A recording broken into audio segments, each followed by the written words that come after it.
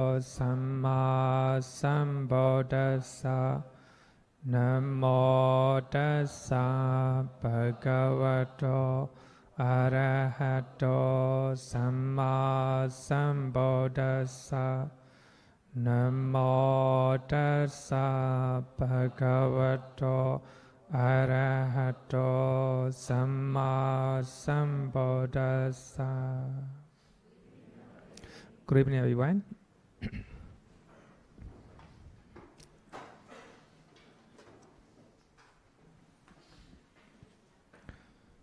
Right view is very important. In many suttas, the Buddha said that the right view comes first.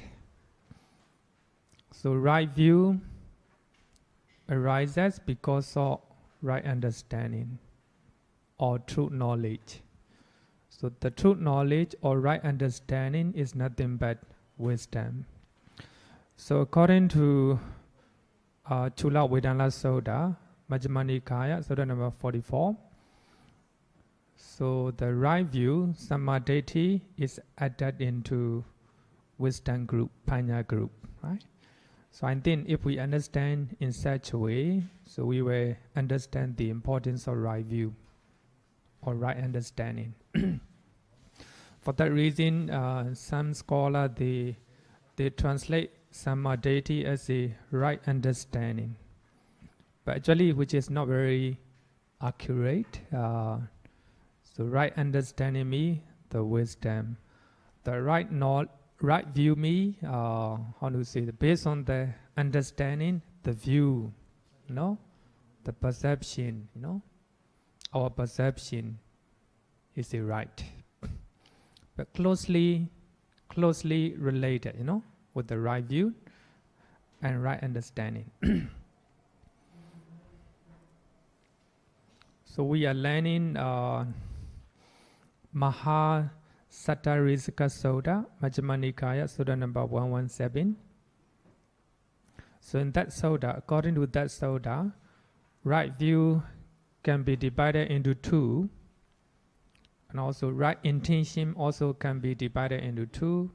In that way, each of the 8 factors can be divided into two kinds.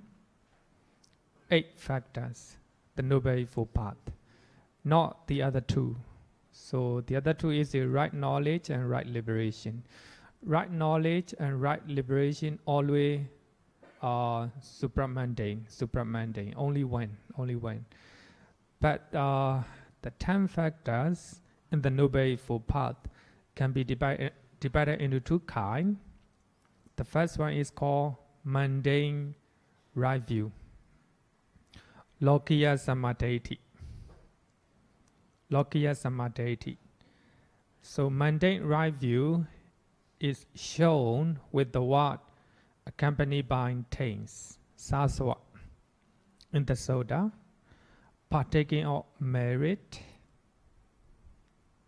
and ripening in the acquisition. Actually, ripening in the acquisition is a technical term. It means continuity of 5 aggregates. Upadi Vipaka. Upari means Vipaka and result. So here, continuity of 5 aggregates as a result. So we have a continuity of 5 aggregates. Here, this is called the mundane right view. I think we'll talk a little bit. So actually, when we talk about Nibbana, we learn 4 or 3 kinds of taints, right?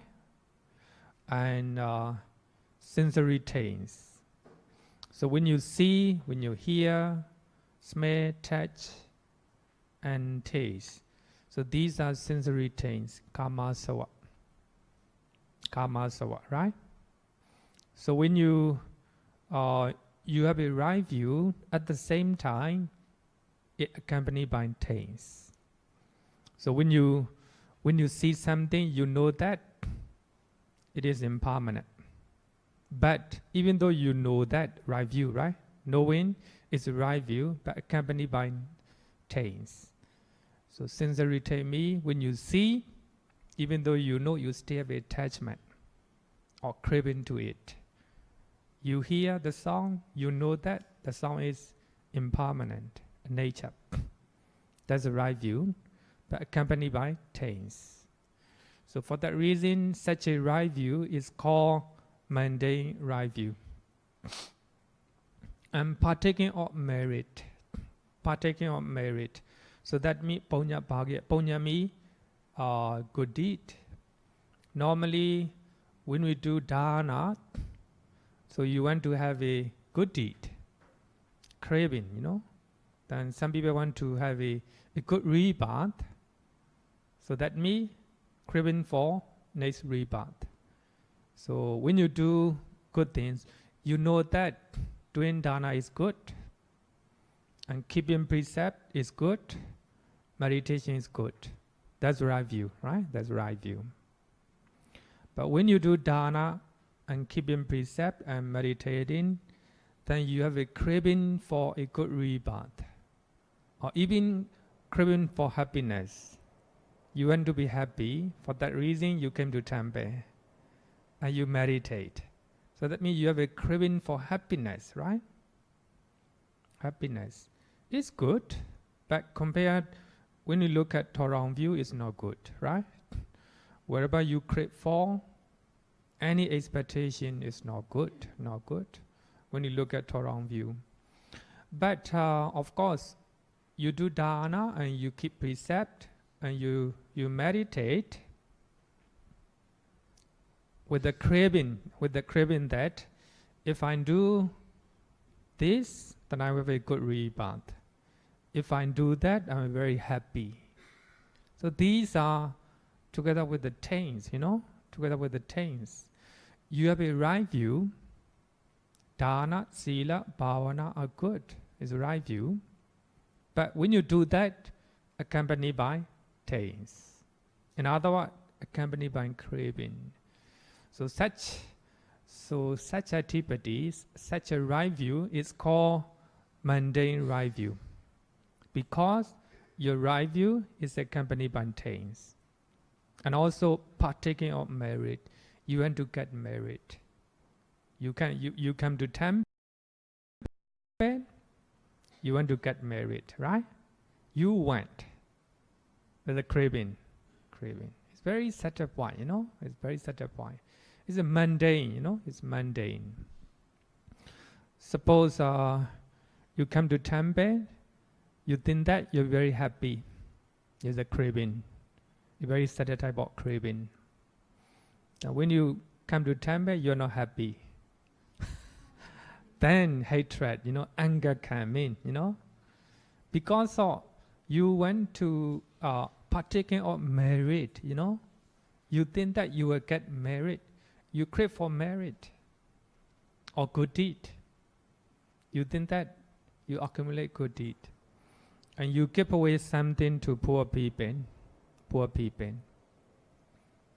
You think that you crave for merit. By doing that, you will have a good deed, right? Good deed. So actually, you understand that giving to poor people is right. That is the right view. But your right view is accompanied by craving for good deed, right? Craving for good deed. But it's good. But some people crave for fame and popularity by giving poor people, right? You have a right view regarding with the dana, but you have a craving for fame or reputation, even for craving for good deed. No? Such a one is called mundane right view. So for that reason, when you do dana, you should give with the generosity and loving kindness and compassion toward the recipients. That will be the right way. So if you do dana with the compassion and loving kindness, so that there is no craving, right? There's no craving. So that is the way we do dana, right? When you keep precept, you refrain from killing and stealing and telling lie. So if you think that by keeping precept you will get merit, that is called partaking of merit. Is a company by craving. But you keep precept, you think that killing is not good. If I refrain from killing, then the sentient beings, living being will be safe, right? Very safe. You refrain from stealing, thinking that the owner of property will not be suffering, will not be suffering if I do not take it, right? If I do not tell lie, the listener will not be, how to say that, the listener will not be unhappy, will not be unhappy if I do not tell lie. Like these are the right attitude. So here, what I want to say, actually, the soda, Mahasattarisika soda, mention mundane right view with the three what. Number one, accompanied by taints. So we have three types of taints: kama sawa, sensory taints. So we have a craving for senses, and bhava sawa, craving for existence, taints of existence. We want to be born in another existence. So that is second one, bhava sawa. And next one is the avijja sawa, the taints of ignorance. You do not know, right view, right things as a right thing. So ignorance is in not knowing good things as a good things, bad things as a bad things. So these are the three things according to many sodas. But in some places in Abhidhamma, 4 things, right? Another thing is that wrong, the things of wrong view. The things of wrong view. So here, the point here is, so the Soda mentioned 2 types of right view. Number one, mundane right view. Second one is a supra-mundane right view. So the first one, the Soda mentioned with the 3 what. So our right view, if your right view is accompanied by taints, that will be mundane. If our right view is partaking of merit, so that means if we intend for the merit, so you do dana thinking that you will get merit. That's another type of craving, Then you keep precept thinking that you will get merit. Punya. Very subtle point, Normally we can how to say, identify, or we can classify 2 types of Buddhists. In normal Buddhists, when they do something, thinking that they will get something. For advanced Buddhists, you don't expect anything, You just give away for the benefit of many people. And you keep precept for betterment of other sentient beings. You do not care, not for accumulating good deed, for betterment of other sentient beings. Then you do not tell lie, not because you want to partake merit, or you want to get merit, but because you do not tell lie, because you take care of you respect other sentient beings. You don't want to deceive other people.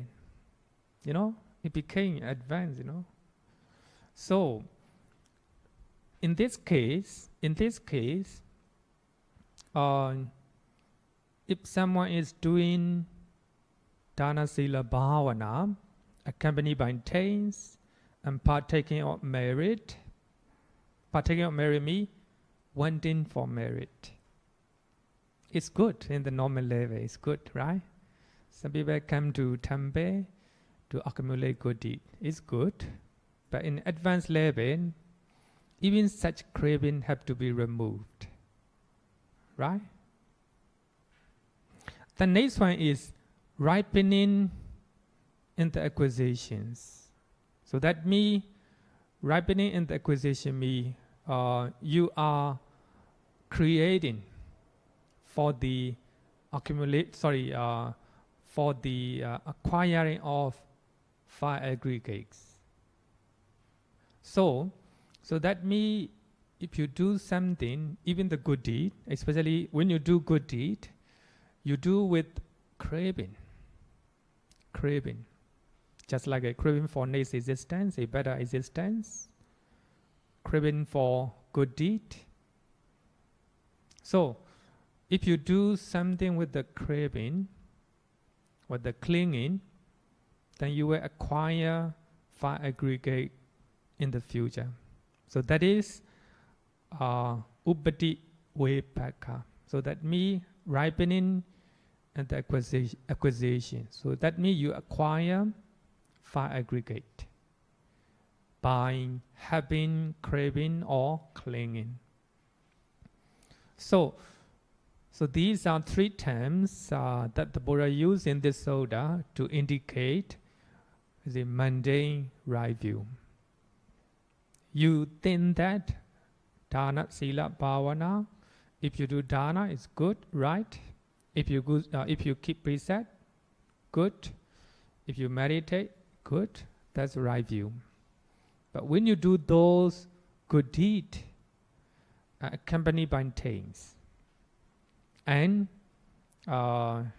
partaking of merit, you went for the merit and ripening of the acquisition. That means you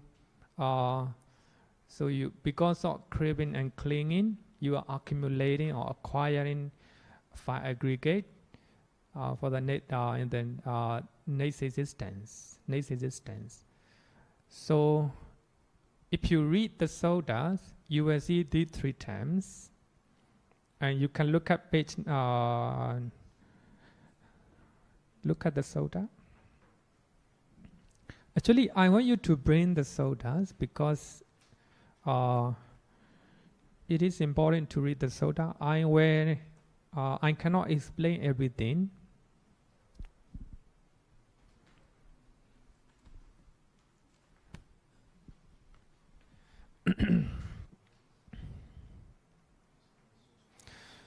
Then you look at Mahachattarisika Sutta, para number 6. And what bhikkhu is right view? I say right view, I say is twofold. The Buddha said there is 2 types of right view. There is right view that is affected by things, partaking of merit, ripening in the acquisitions. This is a mundane right view. Another one is, and there is right view that is noble, taintless, supramundane, and affected of the path. So that means when you do dana, sila, bhavana, you don't have any things. To make it very simple, you don't have any craving and clinging. You do dana because of compassion or loving kindness. You keep precept because of compassion and loving kindness.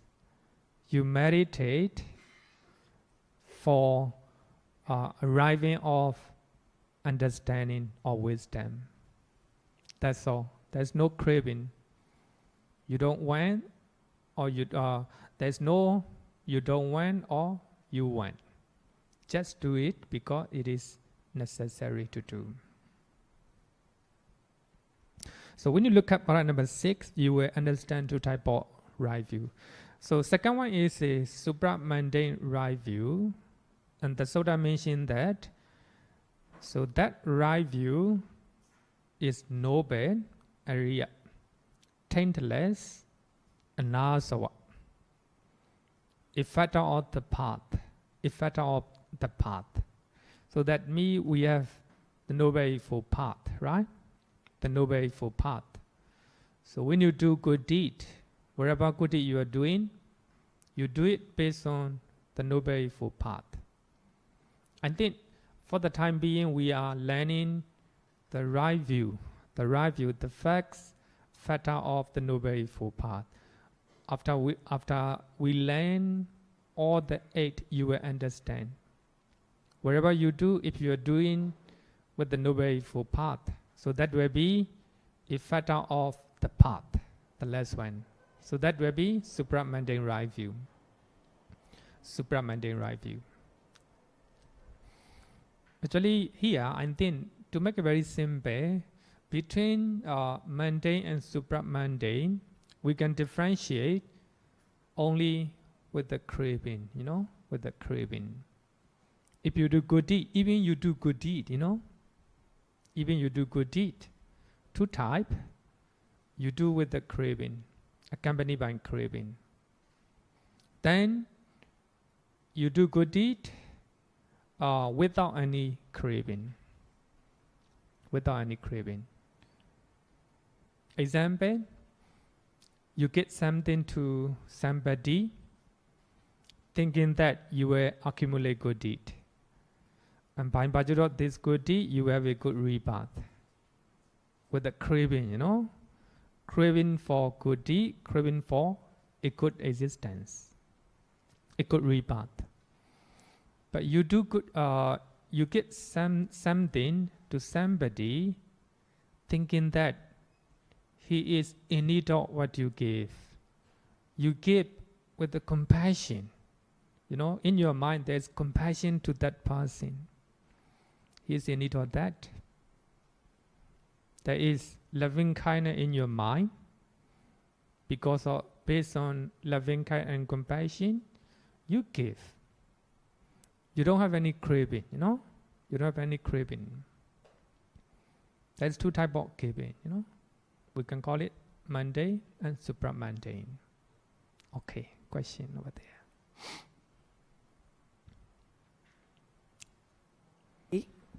So that is to say, if we are talking about the Lokiya Samadhiti, Yeah. so whatever merit you do is still 0, isn't it?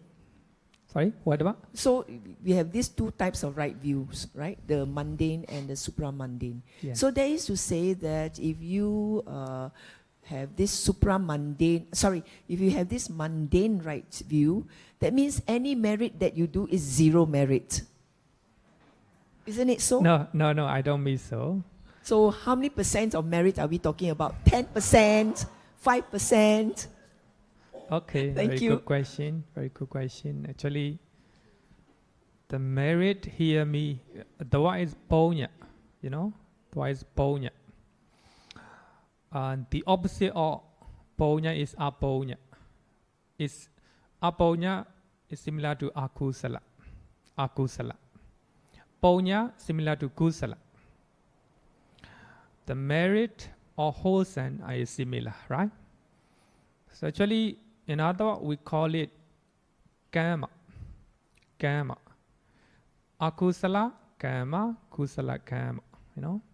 For that reason, in one of the sutta, the Buddha said that we have 3 types of kriya vatu.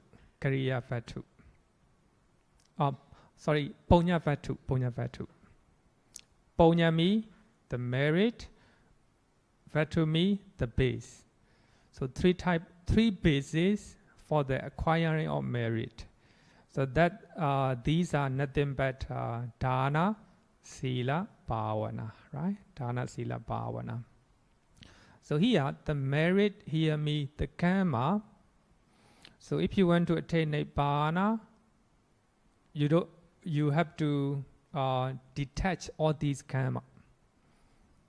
So let's go back to the Nibbana originations. because of ignorance, sankhara arises, right?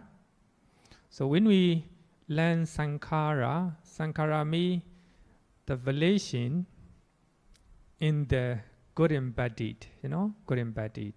Even the jhana, even the jhanas are very good, but we call it sankhara, right? Sankhara. So that means all type of karma are sankhara. So you do those sankhara, and other you do karma because of ignorance. Because of ignorance. So if you do not have ignorance, so that means you have a wisdom or right view, then you no longer create any karma. So you just do something without any craving, without any clinging. So in that way, you are on the path, on the Noble Eightfold Path. In that sense, you are not creating any merit. You are not creating any merit. You are demolishing merit and demerit, or you are demolishing good deed and bad deed. You are demolishing wholesome deed and unwholesome deed. By doing so, you are demolishing sankhara. If you demolish sankhara, if there's no sankhara, there's no consciousness, right? No consciousness. If there's no consciousness, that means in the next existence. Next existence. If there's no consciousness, next existence, there will be no nama rupa. If there's no nama rupa, no contact, no feeling, etc. So that will be the cessation of all type of suffering. That is called nibbana. Nibbana. So here, actually, to make it very clear, Punya bhagi hayami, partaking of punya.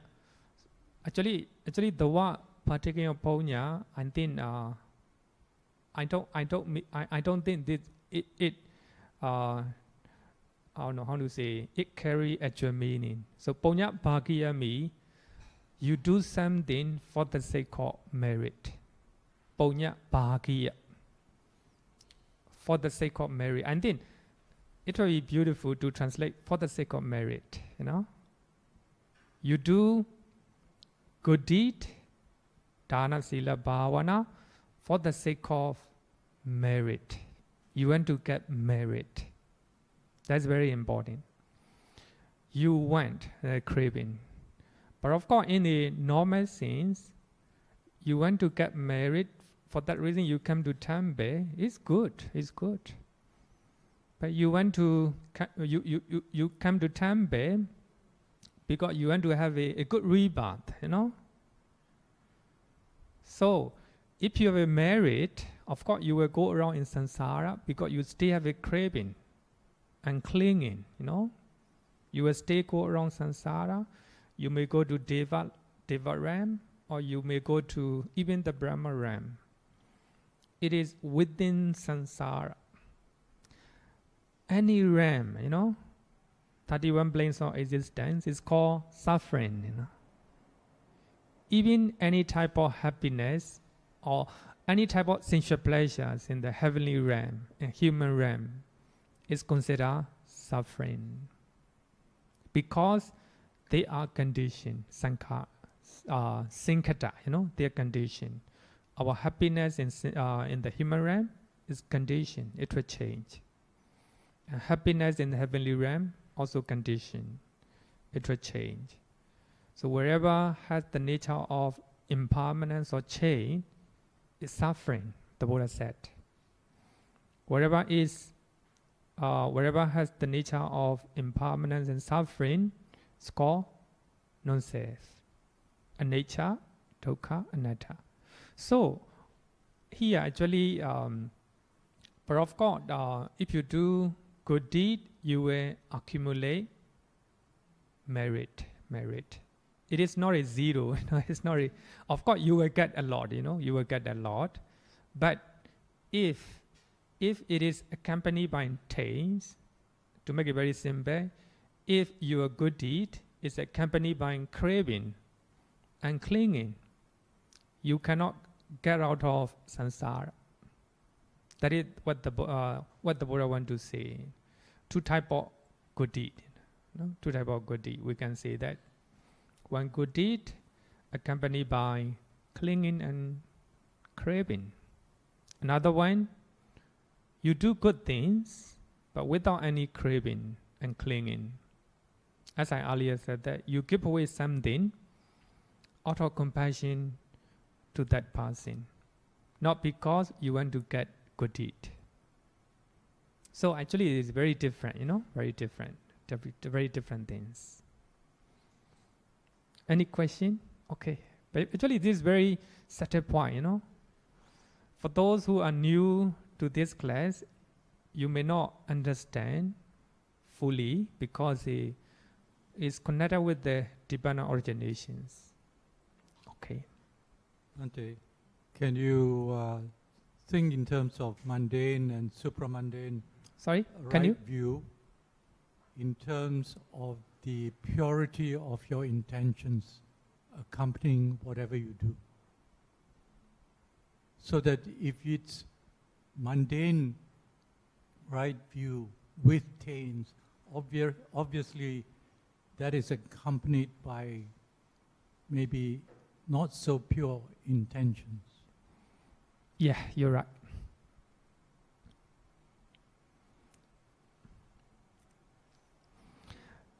Intention is a second factor. Because of right view, right intention will arise. So I think later we will study three types of intention. So if you do something with the three types of intention, we can call it supramundane right view, right intention. Supramundane right intention. Right? Actually very subtle, Sorry. So if you do not understand, I think don't worry. I think if we link with the Noble Eightfold Path, I think you will have a better understanding along the way. Because for the time being, we are learning just only one factor, one factor. Okay, so I think to get better understanding, we'll use commentary explanations. According to the commentary of this Sutta, Mahasattarika Sutta, and also Samadhi Sutta. So there are 5 types of right views. 5 types of right views. Number 1, Kamma Sakata Samadhi. This one is mundane. This is mundane one. Kamma Sakata Samadhi. Right view that karma produce, it result. So that means if you do good, there will be good result. If you do bad, there will be bad result. You have a understanding in such a way. So that is right view. All beings are the owner of their own karma. If you do good, you are owner of good karma. If you do bad, you are owner of bad own karma. If I do good, I am owner of a good karma. If I do bad, I am the owner of my own karma. So if you have a such understanding, that's right view. For the arising of right view in our life, it's not really easy, not really easy. Then bad consequences come to our life. Normally, we blame other people because we don't have a right view here, Bad consequences in our life arises because of our karma, We are owner of our own karma. Right? Owner of our own karma. So that is right view. So such right view is called the idea of ownership for karma. Later I will talk about it. Normally, Buddhists, we have a right view.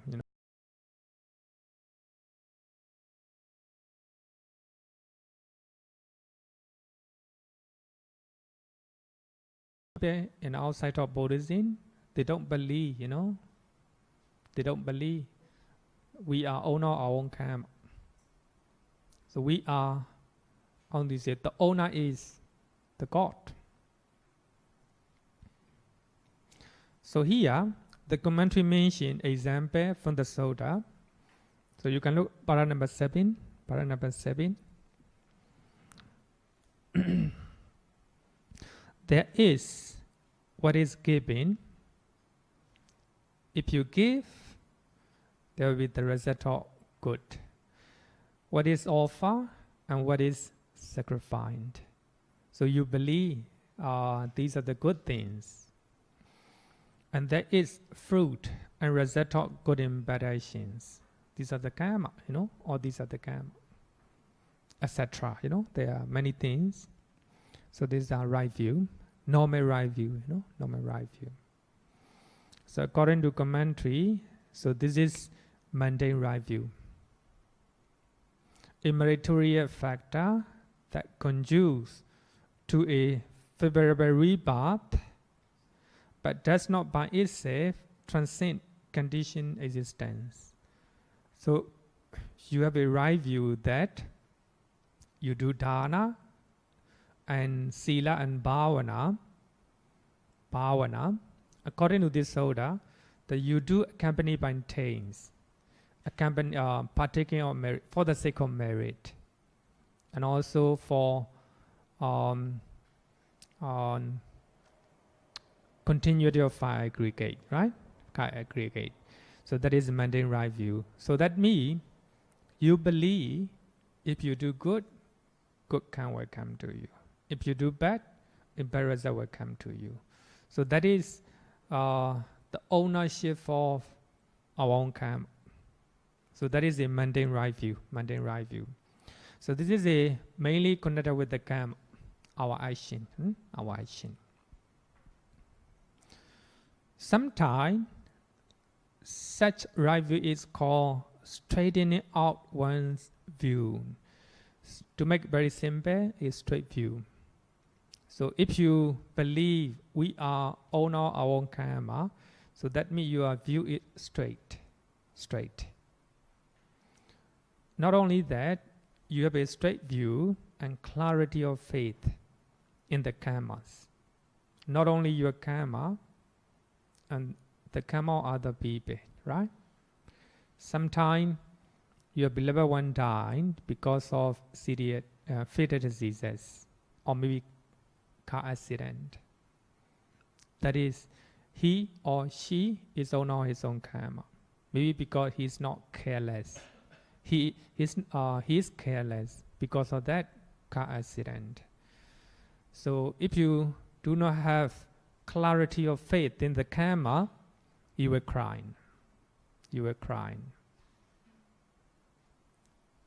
If you have a right view, people are owner of their own karma.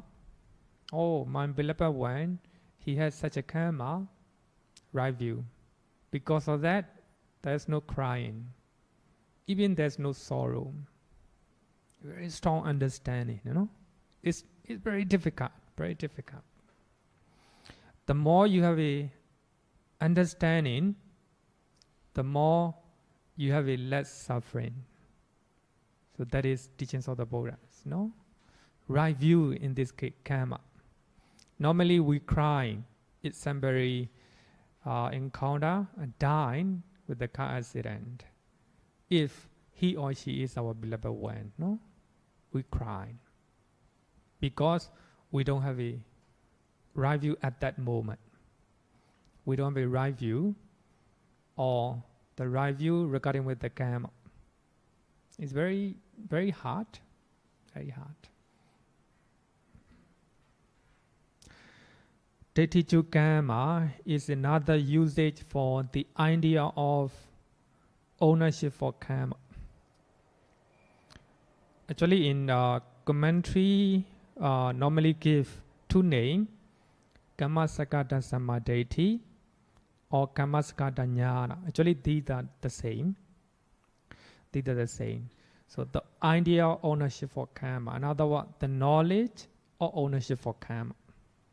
So such knowledge or right view is stated in the Pali, in the Suttas very often in this way.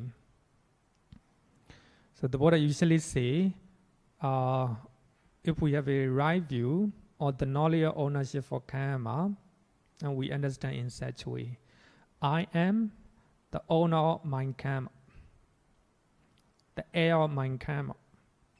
I have karma as my origin, karma as my relative, karma as my result. I will be the heir of whatever karma, good or bad, that I do. If you have such understanding, there's no sorrow, lamentation, no crying. If you encounter a bad incidences in your life, because you have a right view. You have a right view. The ownership for karma. So actually, we can find in many places, the Buddha usually talk about the nature of karma.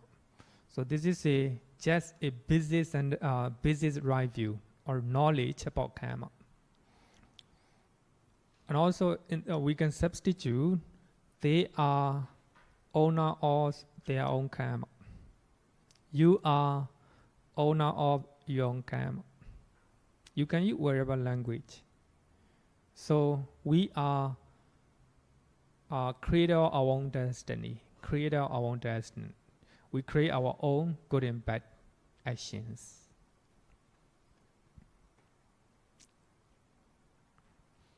The first right knowledge. The first right knowledge. Any question? Okay.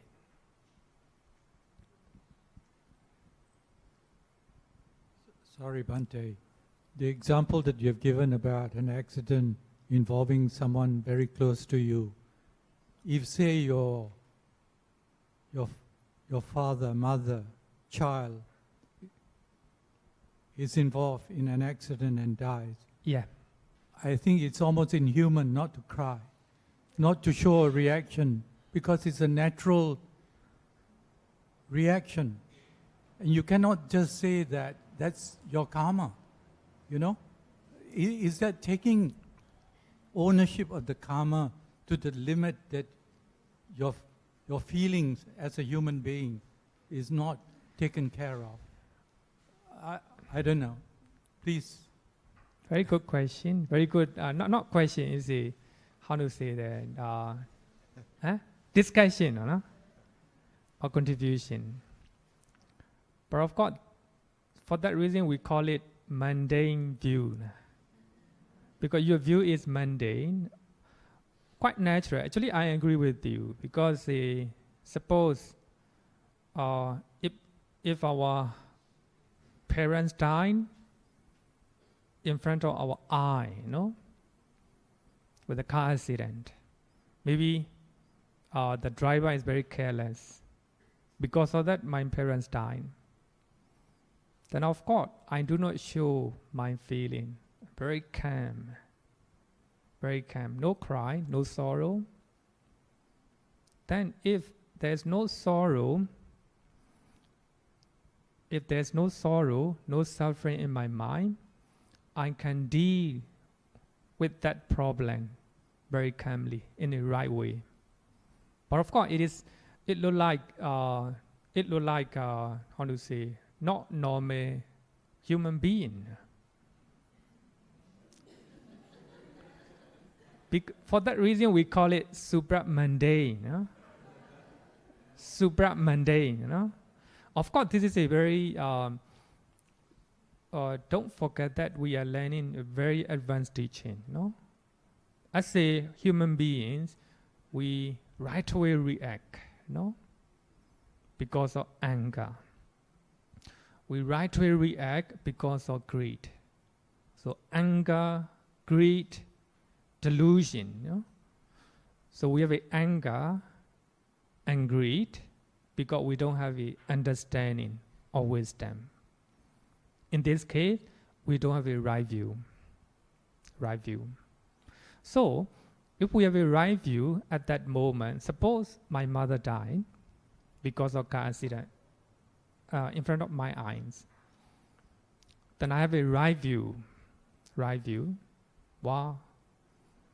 My mother is owner of her own karma.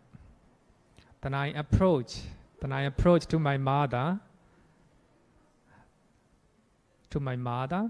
without any sorrow. Then at that moment I have a right view, right view. Because of right view, I have a right intention, right intention. So we have a three type of right intention. Right intention. Renunciation on letting go. I don't have any attachment to my mother. Then another good intention is loving kindness. But of course, I love my mother. Loving kindness. I want to see good things about my mother, but now she died because of car accident. I can't do that. Then I can't revive. Revive. Another good intention is compassion. Then I have a compassion or karuna toward my mother because she died. Then I also have loving kindness or compassion toward the driver. He's careless, of course. Because of that, he killed my mother. Then, but of course, I can deal that problem in the right way without any emotion, without any emotional reaction. If the driver is wrong, then I will solve that problem with the full of mindfulness and full of right understanding. So, without any sorrow, and also, if there's no sorrow, no happiness in my mind, just calmly, and it's not really easy. But of course, I'm just giving the example, not really easy. But if Nuratana, especially here, Nuratana and Arahant will be able to deal with such a mindfulness and serenity. Not normal people, not normal people. Normally, most of the time, we are dealing such a problem. We are solving those problems full of emotion, full of anger, full of greed and attachment. Because of that, we have a lot of follower sufferings. Okay. So I think here, in this case, only Nuratana, Anagami, and Arahant able to solve such problem in such a way. I'm just giving the example, As a normal people, it's very hard, not able to solve such problem. Actually, Bhante, my question is the same as his, and I generally take the same view as him. I think if I see a beloved one being knocked down by a car in my eyes, I will feel, the feeling will be there. Definitely will feel sad. But the acceptance, of course, will be there because there's nothing more you can do, right? But the feeling, and that's the part, you see, and I find it very hard to find that equilibrium between not having that feeling, being passionless. I wouldn't use the word inhumane, I'd use the word passionless as taught in the suttas, being passionless, and then yet, on the other hand, we have to continue to have compassion and kindness for other people. So where do you strike that equilibrium?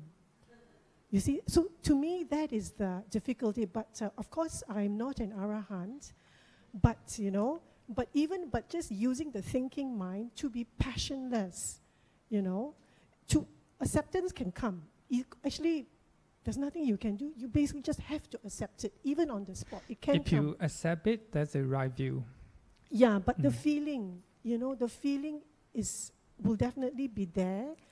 Don't use the word feeling. Emotional feeling. Emotion. Okay, Maybe we can passionless. use the word together. Can I use Emotional feeling.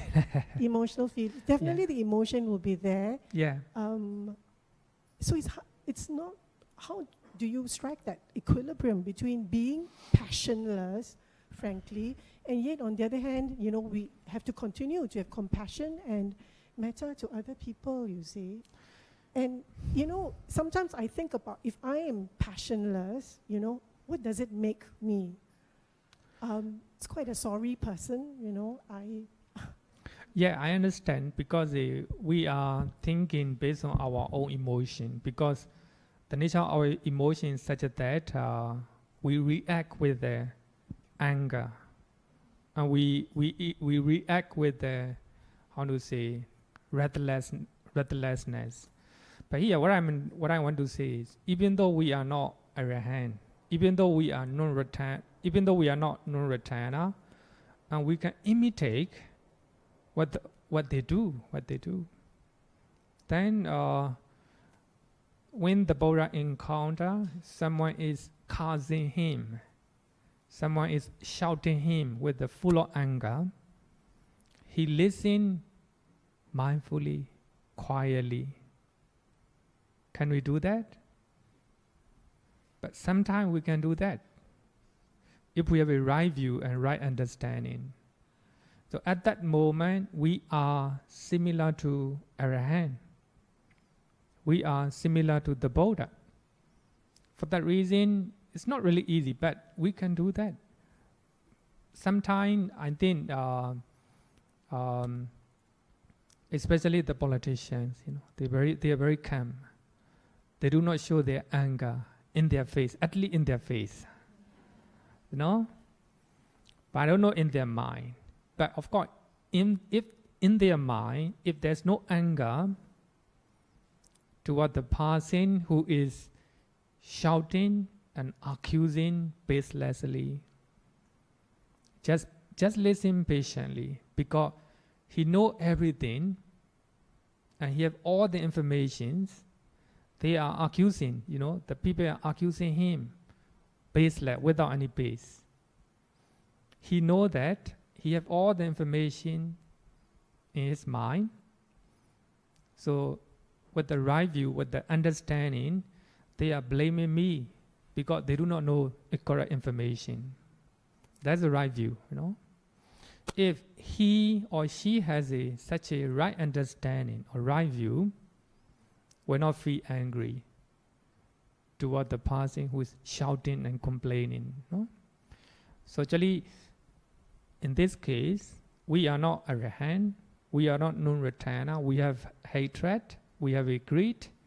But if we are mindful, if we have a right view, and right intention will come. Right intention doesn't mean, actually here, even though I don't have any anger, the moment I saw that my mother died with the car accident, even though I don't have anger, I will have all my activity, all my actions will be full of energy. Then I will take necessary actions for that. That doesn't mean I'm impassionless. I don't have anger. Actually, my motivation is not driven by anger, not driven by greed or attachment to my mother.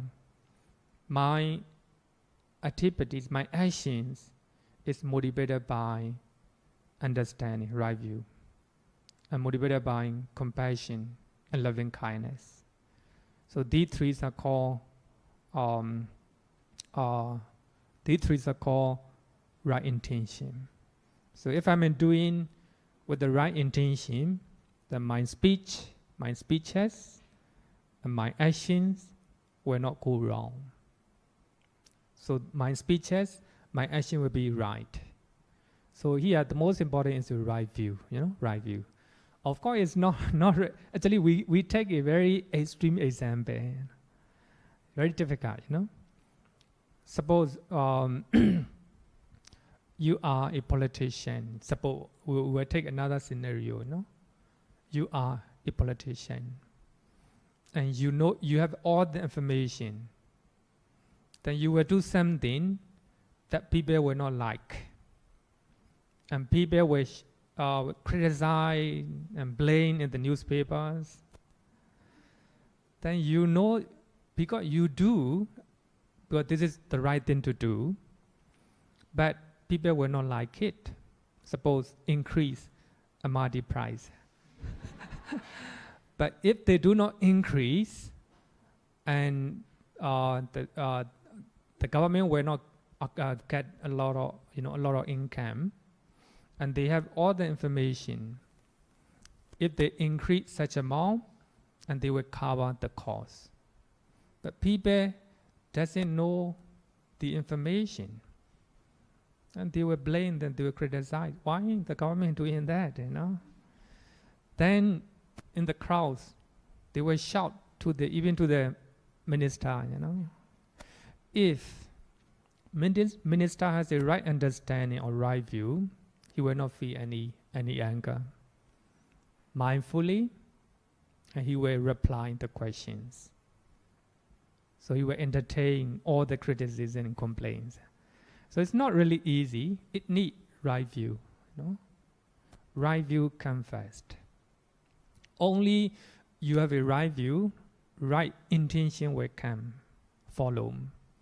If there's a right intention or right thought in your mind, wherever you speak, wherever you do, will be right. So for that reason, it's very important to understand the Noble Eightfold Path. So if you are walking on the path, it will lead to a ultimate happiness on Nibbana. Okay, question.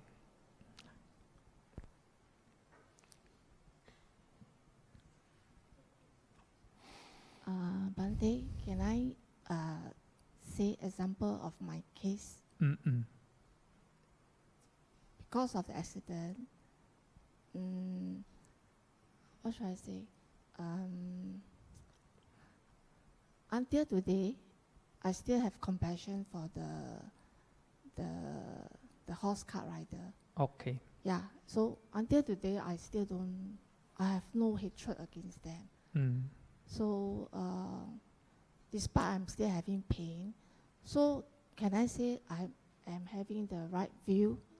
I mean, sort of like the right Noble Eightfold Path.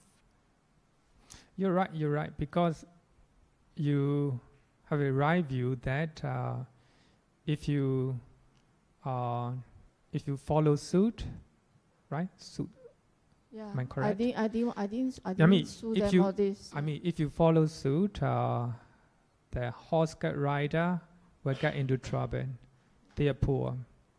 Because of compassion, you do not do that. Then based on right view, you have compassion. So I think that's the right things.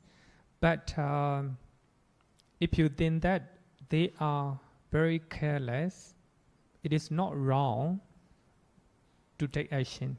Not wrong to take action. It is up to your choice, No, even if it's they are careless, but I will still not sue them. Okay. Yeah, I think I see no point. I see. Yeah, so that is considered right view, right? Or compassion. Sometime we need to take action. Sometime we need to take action. So we have to, how to say, it depends. Sometime we need to, how to say, we need to tell them it's not right to do. It's not right to do. Then if you think such a right understanding, suppose you follow suit, then am I correct? Go to the court, no? Then you follow suit and they have to they go to jail, Then in that way they will have a better understanding. in future they have to be very careful, very careful. So you, so if you have such a right attitude, there's nothing wrong. But if you do something with the hatred or resentment, may not be good. Okay. So Okay, Bhante. any question? Okay. Any question? 100% correct.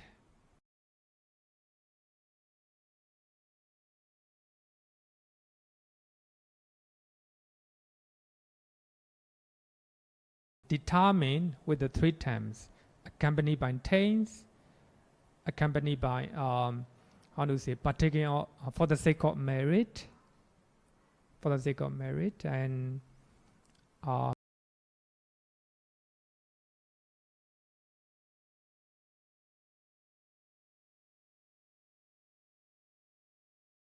something without any craving and clinging, that can be supramundane one. But of course, according to Abhidhamma, if we are not 4 noble persons, Ariya Pokala, we call it mundane, no? Mundane. Okay, so next one is called Vipassana Samadhi. This is what the commentary said. Vipassana Samadhi, right view or insight, which investigates physical and mental formations or physical or mental phenomena as impermanence, nature, suffering, dukkha, and non-self, anatta. So this is a insight. So suppose you have a concentrations, then you investigate mental and physical phenomena in terms of impermanence, in terms of suffering and non-self. So such a understanding is called insight right view. The right view or insight. Suppose someone died, then you understand that everything is impermanent. So that will be Vipassana Samadhi, the right view or insight, because you investigate physical phenomena in terms of a nature, So this is very powerful. It's very powerful, more powerful than the first one. So actually, is a right view or understanding. Someone died, you understand that everyone have to die, Everybody is impermanent, the nature of impermanence. Right now you are happy, then after a while, you are not, that happiness gone. Impermanent, impermanent. So, that is a insight right view. So that means you investigate or you contemplate the nature of mental and physical phenomena. In a way, how to say, in terms of nature, dukkha, anatta.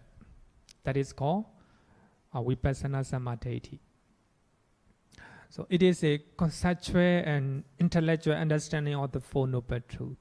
You do not understand Four Noble Truths with the path or magga, or with the fruition or phala.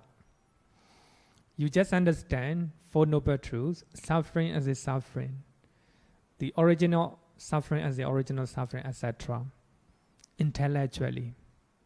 Now we are learning, we understand mental and physical phenomena impermanent. So that is Vipassana Samadhi. So intellectually or conceptually. For that reason, number 1 and number 2 are mundane right view. It's called mundane right view. It is also called the knowledge which is in conformity with the Four Noble Truths. Sacha Nulomanyana. The knowledge which is in conformity with the knowledge. So if you have such intellectual knowledge, it is in conformity with knowing the Four Noble Truths, with the Magga and Phala. It's in accordance with the knowledge or the Magga and Phala.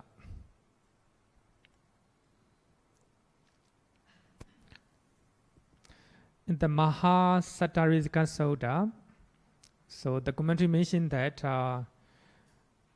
para number 4, 10, 60, 22, and 29, 28, and we can find this one. One understands wrong view as a wrong view, and right view as a right view. This is one's right view. So actually, when in that paragraph, the Buddha want to say what is the right view. Right view means wrong view. You understand wrong view as a wrong view. Killing is good. That's a wrong view. So wrong view as a wrong view, and right view as a right view. You understand. So that is a right view. And also, you understand wrong intention as a wrong intention, and right intention as a right intention. And also you understand wrong speech as a wrong speech, and right speech as a right speech.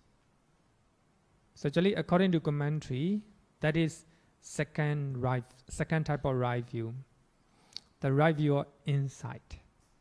Actually, here, when you look at the nature of commentary, they're trying to fit in, they're trying to squeeze to suit their interpretation, sometimes very hard to understand.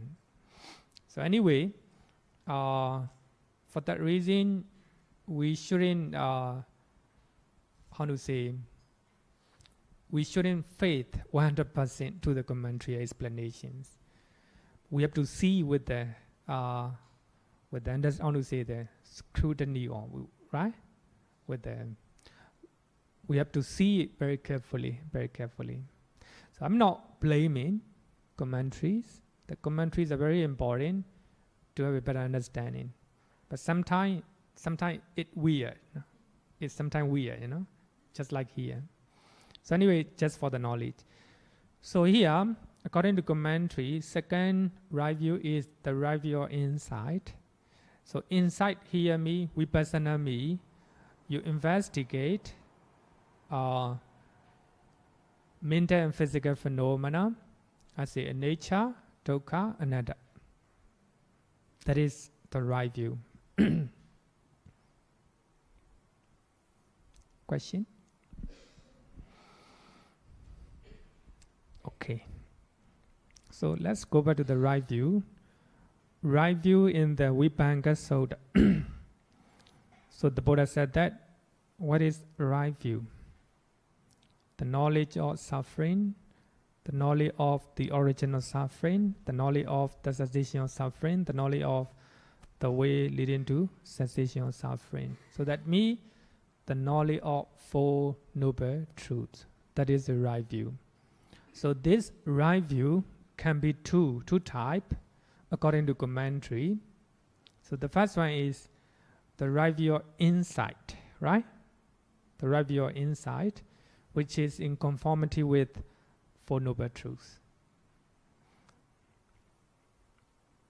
Then number 3 is called Magga Samadhi, right view of the path, which arises as a result of insight.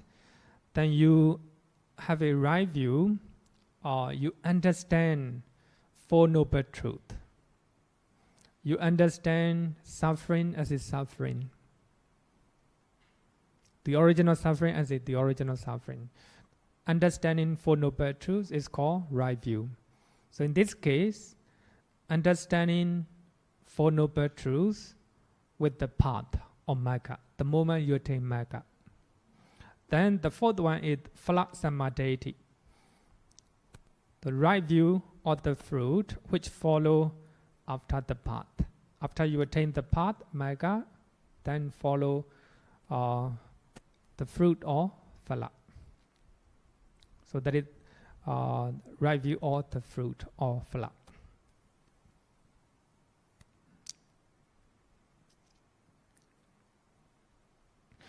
The commentary mentions the path magga, the fruit phala, with the following sentence from the Sutta.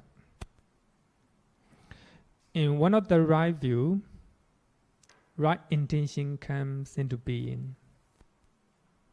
In one of the right view, right intention comes into being. So that here, right view means you have a right view about Four Noble Truth. If you have a right view or understanding Four Noble Truth, your intention will be right, according to commentary. The first one, the first right view connected with the karma. Second one, inside right view. And third one, magga. And fourth one, phala. And the fifth one is Pachawakana Samadhi, the right view or reviewing knowledge. Right view or reviewing knowledge. So according to commentary, it is nothing but right knowledge. Right knowledge. It is the reviewing knowledge of all defilements one has destroyed. Suppose if you attain magga and phala, you already destroyed all the defilements, all the taints. Then you review what you have destroyed or what you have removed. That is called Pachawakana Samadhi. You review it. You review them. It is shown in the paragraph number 34 and 35. Actually, just go back to the Sutta.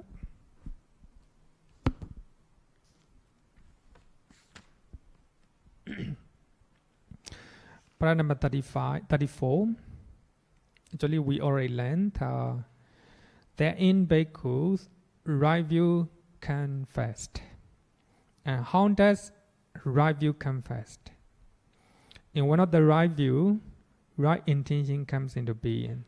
If you have a right view, right intention will come. If you have a right intention, right speech, right action, right livelihood, right effort, right mindfulness, right concentration will come. In one of the right concentration, right knowledge comes into being. Right knowledge. So if you have a right concentrations, you will have a right knowledge. So if you have a right knowledge, and right liberation will come. Right liberation will come. So according to that paragraph, that's bhikkhus, the path of disciple in higher training possesses 8 factors. 8 factors mean from the right view to right concentration. The Arahant possesses 10 factors. Arahant possesses 10 factors. That means Arahant possesses 10, all the 10, including the last 2. So this is a very beautiful Sutta.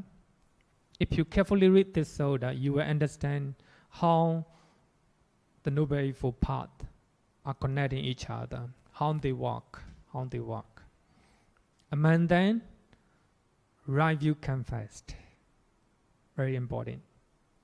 The right view meet everything. No? Right view have an understanding as a right view as a right view, wrong view as a wrong view. Right intention as a right intention because of right view.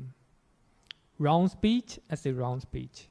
Normally, even though we are speaking in a bad speeches, we do not understand, no? Because we don't have a right view. So everything based on the right view. Then I want to use another explanation given by Sayadaw U Silananda in his book, A Discourse on Setting in Motion the Wheel of the Dharma, the First Sermon, Dhammacakkappawttana Sutta. So in that small book, I said that this one. The first factor, right understanding, he used the word right understanding, samadhi. Normally, deity means view. You are view, not understanding. But for that, Zen scholar, they use the word right understanding. Actually, according to Magga Sanyodha, the first soda from the Magga Sanyodha, so the Buddha said that truth knowledge comes first, no? So because of truth knowledge, you have a sense of shame. You have a fears of wrongdoing. Then after that, you have a right view. So truth knowledge, vajja here means understanding. So anyway here, he used the word right understanding, samadhi. Very close, very close. But I think right view will be better. But he meet the right view, samadhi. In the first factor, right understanding or right view goes through all three stages. According to commentary, 5 stages, right? 5 stages.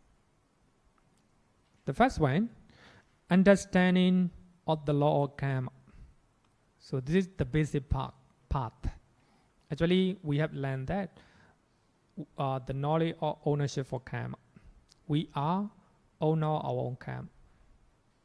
The first one, understanding of the law of karma.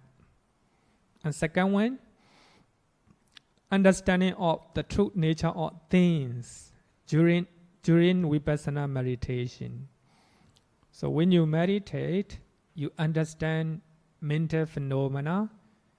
They arise, they pass away. That is inside meditation. They are suffering, they are non-self.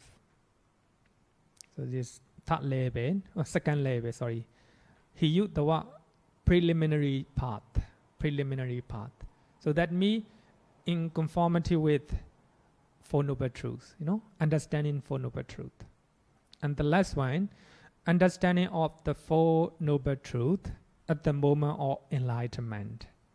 So that means at the moment you attain Magga and Phala. Actually, it's easier to remember, So the first one, you must understand the law of karma. We are, and everybody is owner of our own karma. And second one, so we must have an insight knowledge or understanding that everything is a nature, dukkha, anatta. So another we call it conceptual understanding or intellectual understanding. Then number 3 is actual understanding. Understanding the Four Noble Truths at the moment of enlightenment, the moment you attain Magga and Phala.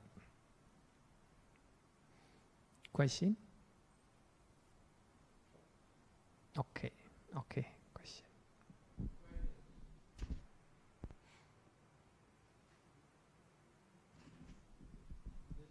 Of Silananda, where does the right view of insight come in? Number two. Number 2. Understanding the true nature of things during vipassana meditation. Vipassana, insight. Vipassana in Pali and English, insight. Okay. Then let's go to next soda. Samadhi soda. Another question. Okay. Bhante, I want to ask about the sequence of the right view. Does it mean that usually one will have to, say, go through the mundane right view, and then maybe through the practice of vipassana meditation, we understand the vipassana right view, and then one then can progress to the supramundane right view? Yeah, you're right. But actually, understanding the nature of karma is quite basic. But inside right view, it can be both, it can be both. Mundane, that one in conformity with, is very, very near to the real enlightenment or real right view. The right view. You're right, yeah.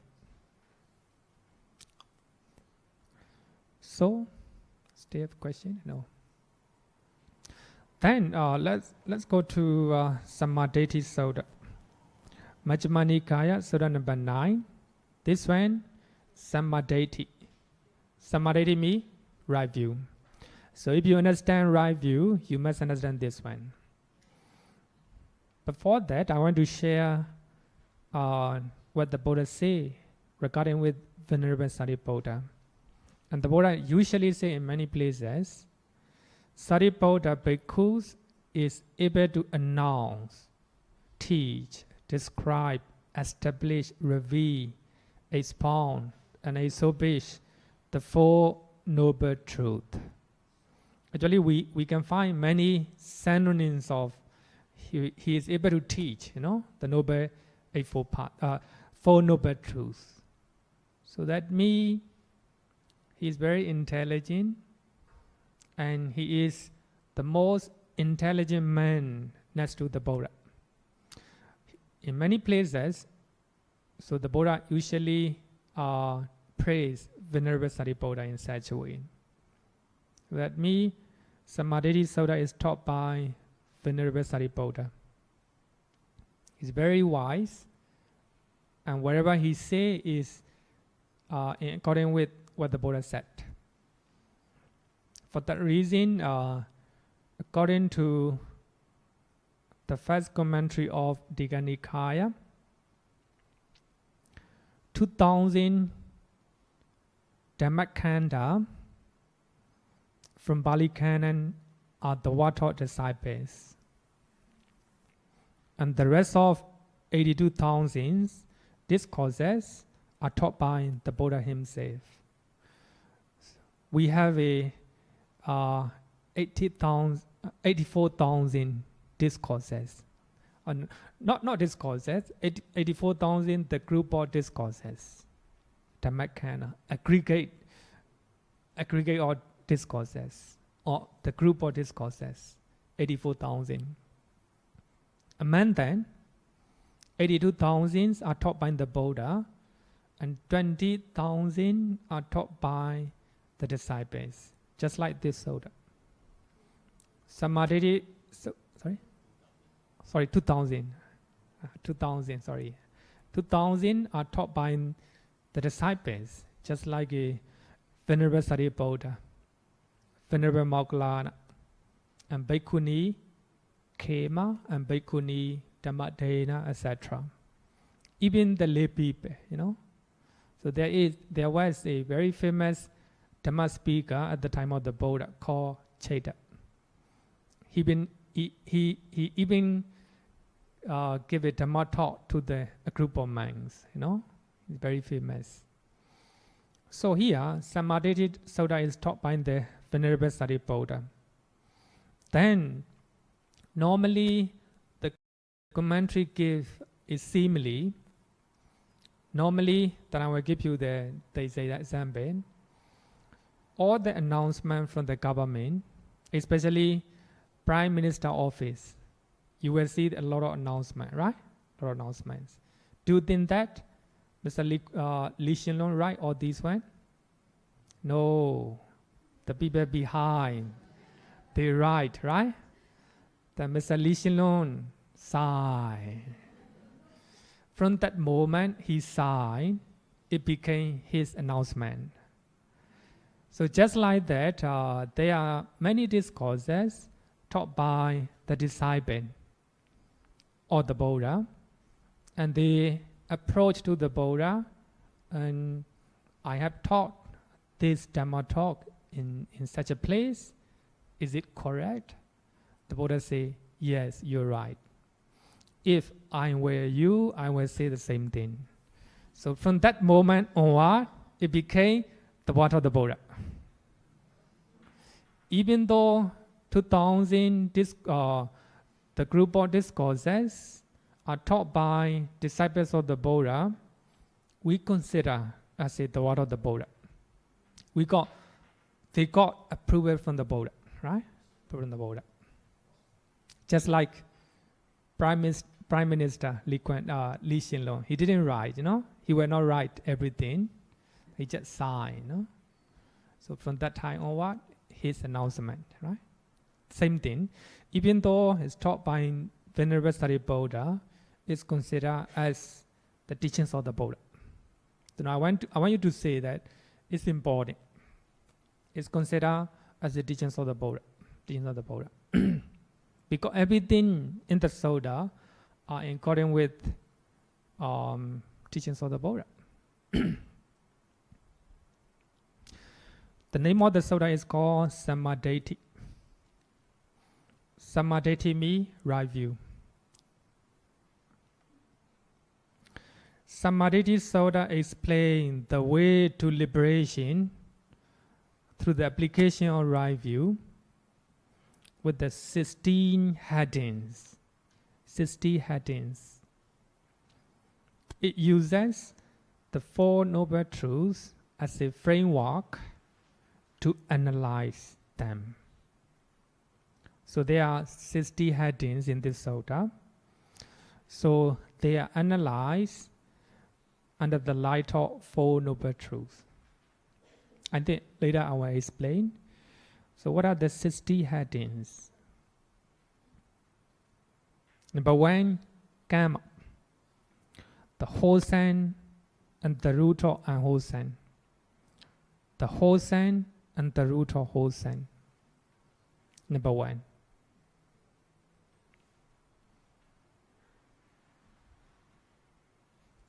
Number 2, nutriment. Nutriment. I think let's read number 1. Let's read number 1 first. Para number 3. Please look at the sutta. Para number 3. Actually, Venerable Sariputta is talking to the monks, and he's talking about right view. Para number 3. When friends, a noble disciple understands the right, the wholesome and the root of unwholesome, the wholesome and the root of the wholesome. In that way, he is one of the right view. So that means if you understand unwholesome as a unwholesome, and the root of unwholesome as the root of unwholesome, and wholesome as a wholesome, the root of wholesome as the root of wholesome, that is right view. Actually, that's very important. That's very important. If we have, actually, the Sutta said that unwavering confidence. If you have unwavering confidence in the nature of karma, that we are owner of our own karma, you have an unwavering confidence or faith in the karma, there's no suffering. There's no suffering. In the case of our mother dying because of car accident, if we have unwavering faith in the karma, there's no suffering at all. Our action will be motivated by right view, then right intention. In the right intention, there's no negative mental state like anger. There's no selfish greed, But of course, it's not easy. Only Nuratana and the Buddha, Arahant, we have such. But we can imitate, We can imitate the Buddha and Nuratana. So that is called karma. So then second one is a nutriment. Then number 3, suffering, or the Four Noble Truths.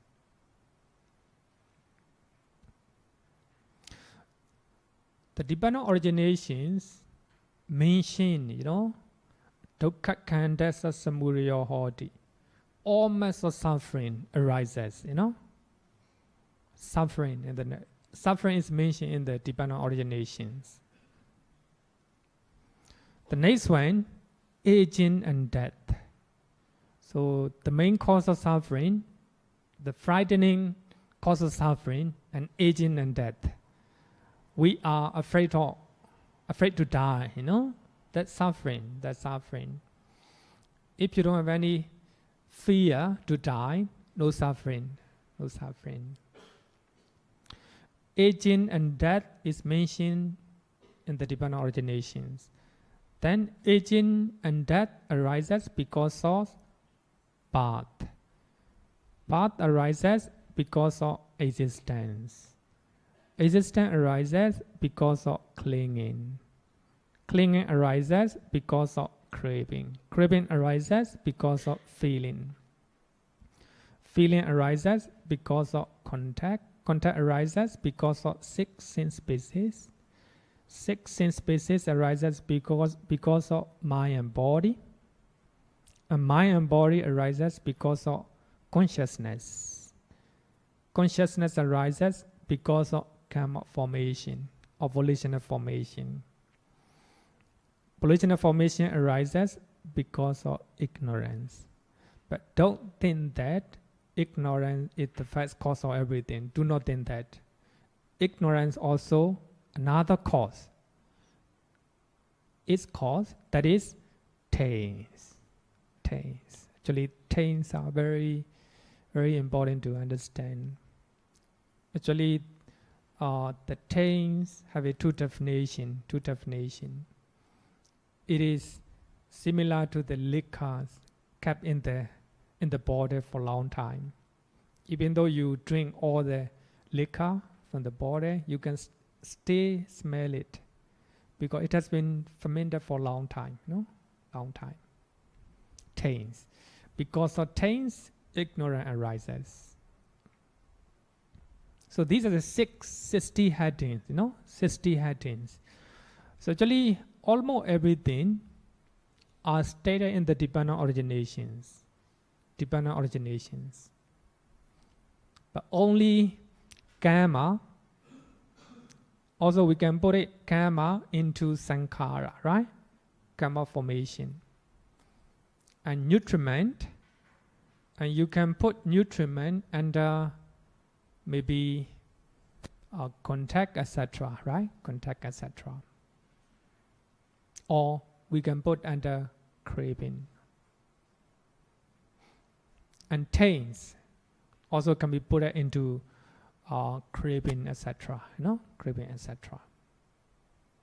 60 headings. Even though the sutta is very long, it mentions the factors mentioned in the dependent originations, right? Dependent originations.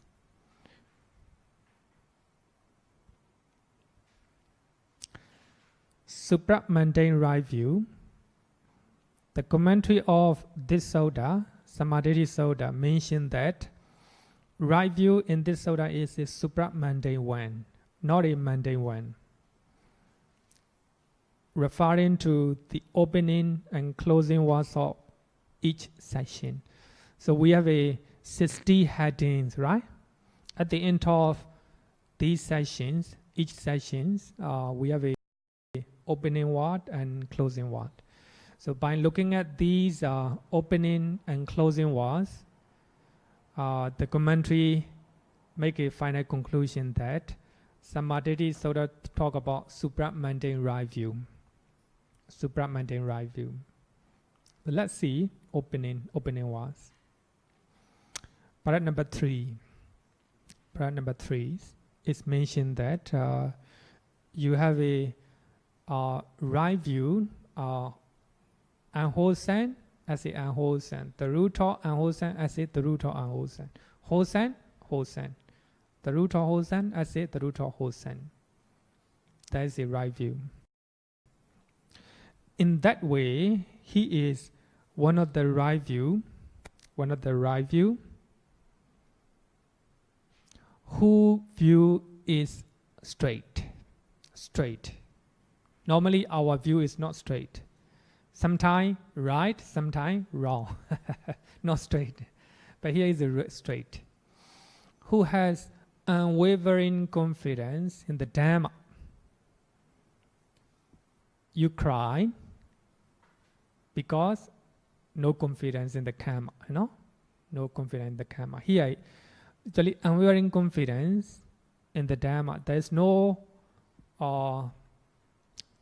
doubt about Dhamma, teachings of the Buddha. It talk about Sotapanna, and has arrived at this truth Dhamma. So these opening words indicate the quality of stream intera and one's returner. Actually here, stream intera remove doubt about triple gems, Any doubt about, there's no any doubt about teachings of the Buddha. But here the Buddha say, right view, you must understand wrong view as a wrong view. Unwholesome as a unwholesome, And the root of unwholesome as a the root of unwholesome. The Buddha talk about it. But he has a right view. He has a full confidence what the Buddha said.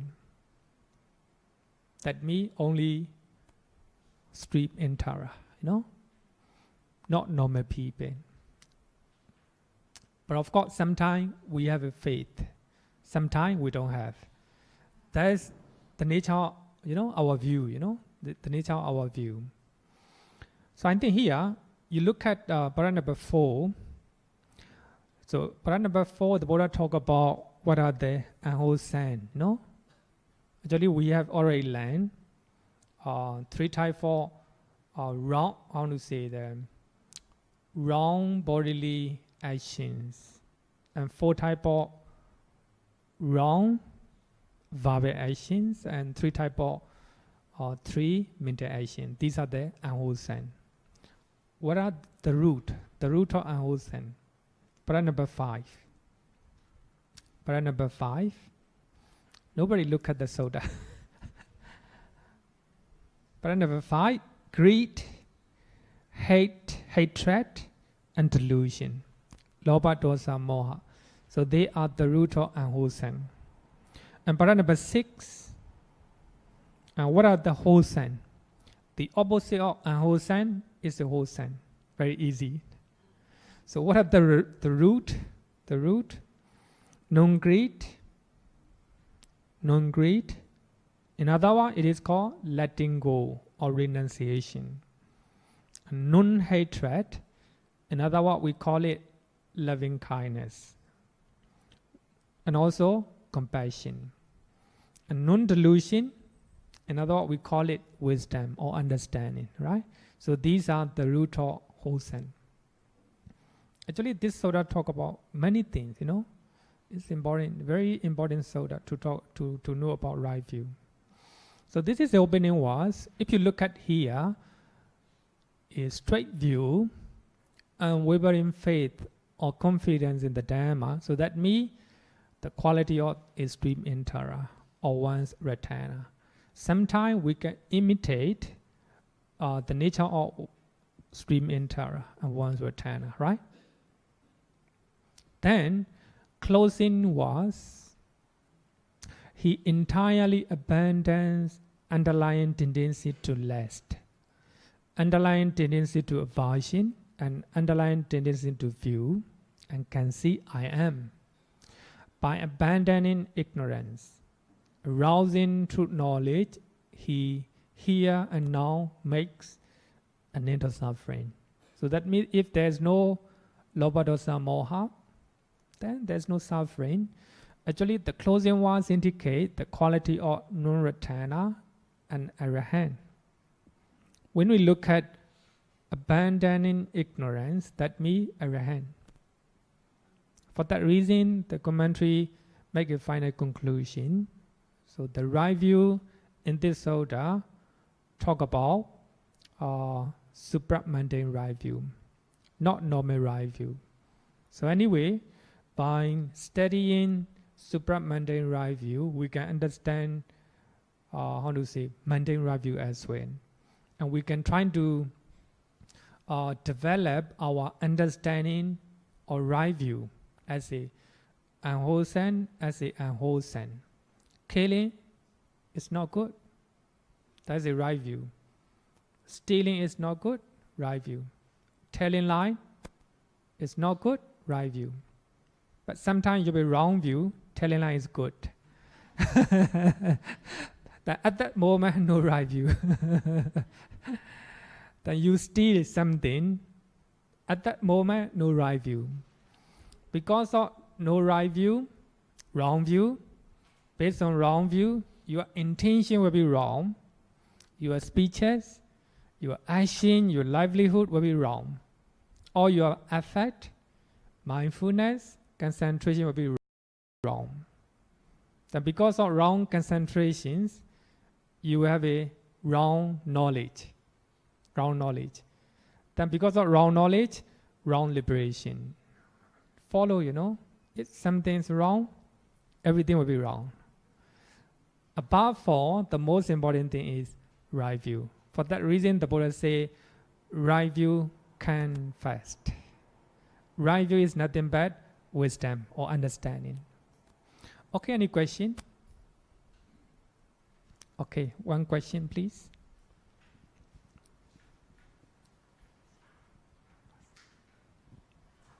Bhante, just like to check about what do you mean by arrive at this true Dharma? Just now you mentioned about the three components super mundane view. The last one has arrived at this true Dharma.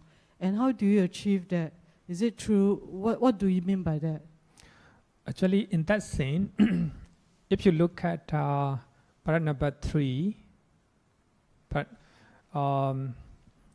if you look at part number 4, right? Part number 4, the Buddha talk about unwholesome actions, 10 type of unwholesome actions.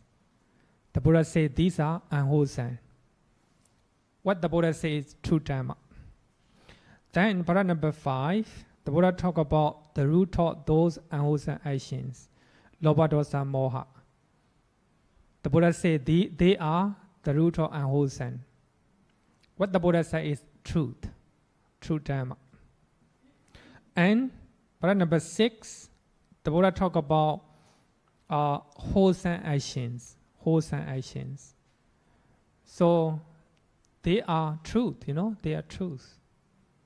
And also in para number 7, the Buddha talk about the root of those wholesome actions. They are truth. Bhante, my question is, what do you mean by arrive?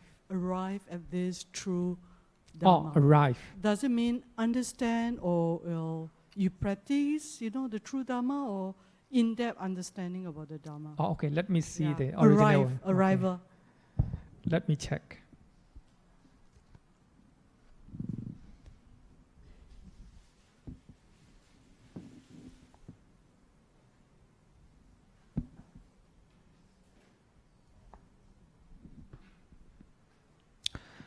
Has arrived at this true Dharma.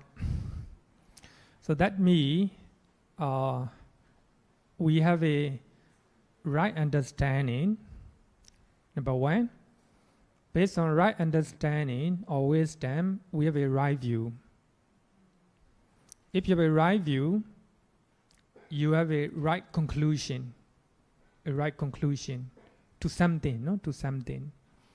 You have arrived right conclusion. Is it the same as true knowledge of the Dharma? So that means it's not just theory Dharma.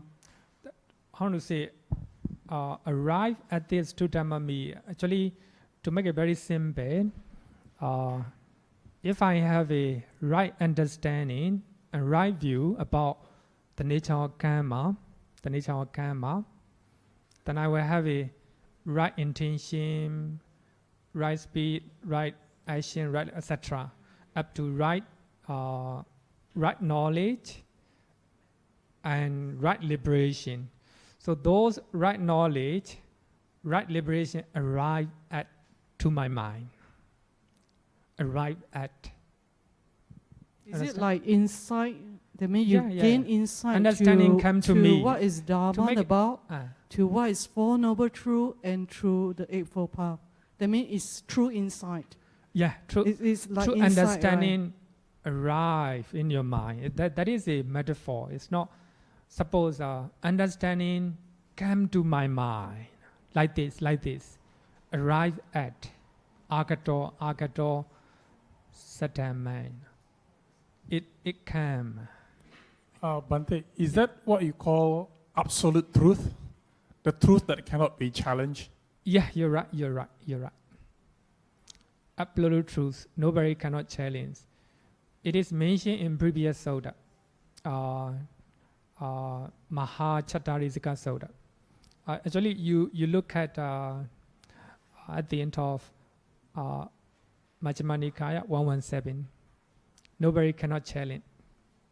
True Dharma. Okay, so I mean the true Dharma came to me. It doesn't in me.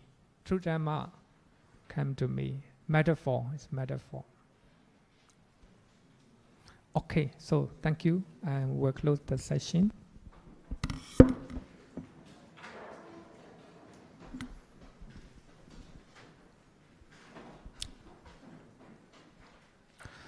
Yo varatam bhavaro manu jesu sakya muni bhagava kata kecho paragato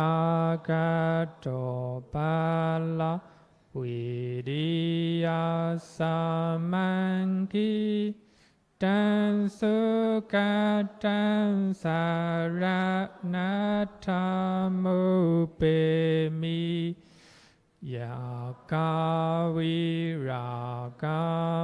yakaviragammaninja masokan dhamma masangata mapatikulan marurami mampagunan suwipatan dhamma mimang saranathamupemi yata jade nama apalamahu Chatusu sisu purisa yugesu atacha pogala dhammadasate sangami mansaranathamupemi. Sadhu, sadhu, sadhu. Good night, everyone.